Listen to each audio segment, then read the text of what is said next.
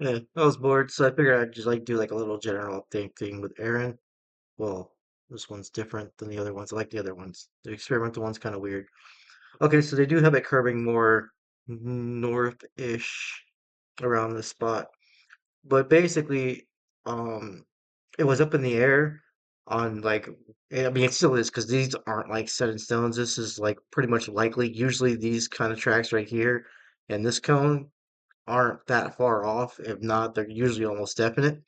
It's just these ones, like once you get to like the Saturday, Sunday, Monday, like lookouts are kind of up in the air. It's where the cones look a lot bigger and stuff. But basically, what it comes down to is if the low pressure system, the trough comes out from Canada and pushes out through that ridge, it's acting as a blocker, which is keeping this thing southbound. That's usually because we have like a high pressure thing here, high pressure thing here.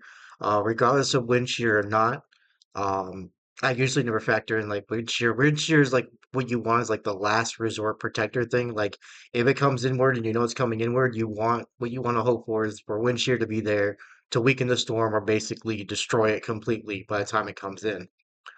But what the main hope is now is that the trough breaks through, and when the trough breaks through the ridge, there's no blockers. It'll be like attracted to it, like what I mentioned with the low pressure thing in the atmospheric river.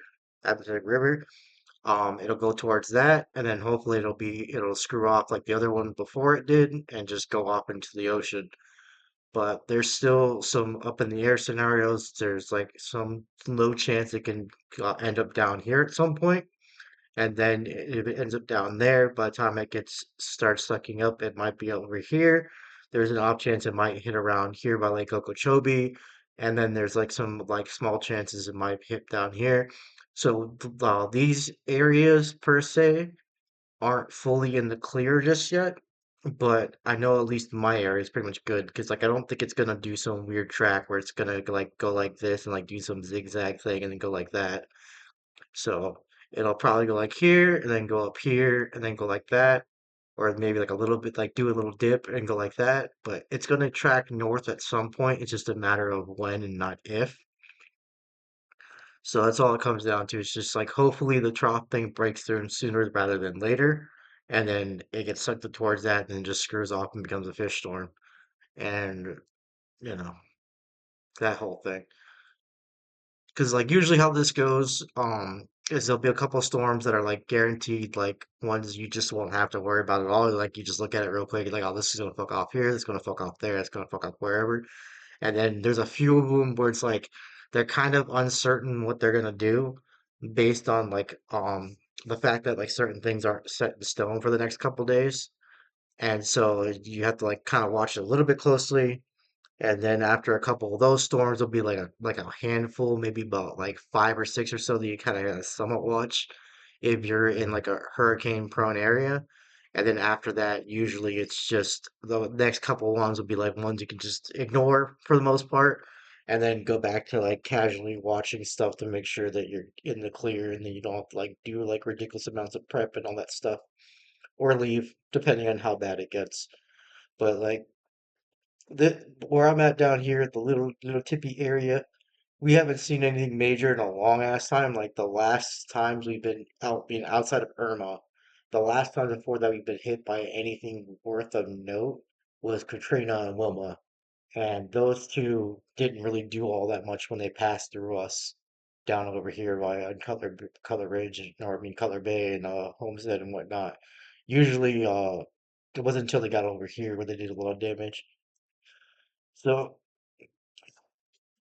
I'm not too concerned about it. I'm just gonna watch it just in case, because you never know like what kind of weird shit ends up happening kind of like towards last second. Because supposedly it's gonna be like basically cat 1 to 2 around this point, and then around this point it's gonna be a cat 3. That's just because it's getting closer to warmer waters, which is to be expected. But it all depends on like when the convection ends up occurring and the eye ends up forming and stuff like that, how strong the hurricane gets. But the strength isn't going to matter too much. It's just a matter of that trough breaking through.